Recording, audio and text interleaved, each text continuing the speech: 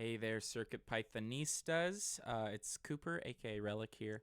I have a fun, albeit kind of silly, little project to show off here. First of all, I want to apologize. I missed the last show and tell, but that's fine. Whatever. I'll make the next one. Anyway, I'm just really excited because CircuitPython 9.2.5 came out recently, and it includes a new effect that I created, the pitch shift effect, which is in audio delays over here. You can see it here in the docs. Pretty simple to use. Now, I'm sure for some that aren't familiar with how these kind of algorithms work, the whole window and overlap thing may be a little confusing, but with a little tweaking of those settings, you can get it working pretty well, or just use the default settings they have available. Anyway, so I figured to show this off because, this is pretty new. There hasn't been a lot going on. I went ahead and decided to create a demonstration of what's possible.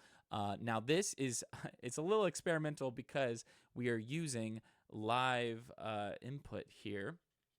What I have here is a Pimoroni Pico Plus 2.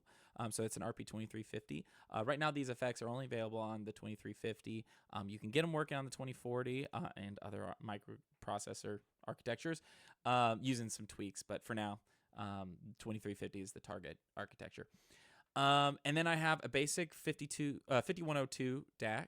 I believe very recently, Adafruit recently added their own version of this DAC, but this is kind of like the basic Amazon one you can find, as well as an I2S microphone. Now, this example could be modified to use a standard analog buffer in, though you have to kind of, change, the DC offset and some other stuff in order to get it working, going from unsigned to signed stuff.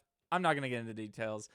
It's actually a little easier for me to use the I2S DAC here using the PIO I2S library, because I2S input is currently not fully supported, really not supported at all in CircuitPython. So because of that, there's going to be some weird clicking in my demonstration that I'm about to show off. But you just have to keep in mind when using this effect with wave files or synth.io or something like that, you're not going to have this problem per se.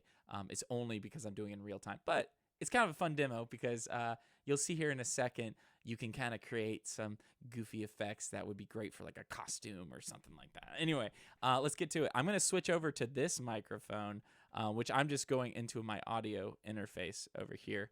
And so bear with me here. Hello. Oh. Okay, as you can hear, there's like clicking and stuff like that. It's because the buffer of the output and the microphone, they're just not really synced up, so there's going to be clicking. So what I have here, and I'll show you on my REPL terminal. I probably should have made this bigger. Here we go. I have a few modes here, which I'm going to walk through. Right now, we are in pass-through, and we're using a single voice. I'm using multiple voices by patching this sample, this raw sample here, or the microphone input into multiple raw samples, and then putting each one of them into the pitch shift. Now, you could layer pitch shift, but if you increase an octave and then decrease an octave, you're going to end back where you started.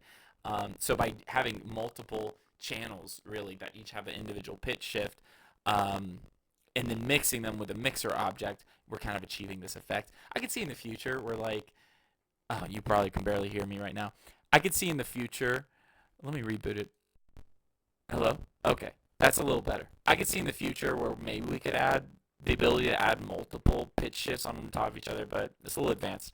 Okay, so let's make a squeaky voice. Hello there. Oh, that sounds really funky, doesn't it? I sound like a chipmunk. And chipmunks right here. Okay, so that's just up one octave with one voice. Now let's go spooky mode.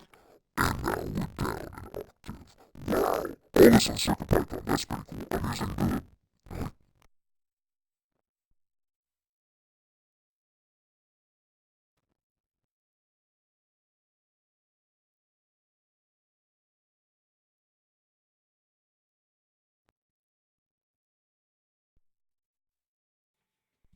Well, what I was going to say is that I was using the boot select button as the button to switch between the inputs or the modes. But I accidentally just pressed the reset button. I think I put it in bootloader mode. We back. We are back. Okay. Okay, you can hear me again. So let's do that again. Okay, so now I'm chipmunk mode. Spooky mode. Now we're in spooky mode. And now we're gonna go to active mode. Hello, this is mixing multiple octaves together. That sounds like a robot. And now we're gonna go to chord mode. This is chord mode.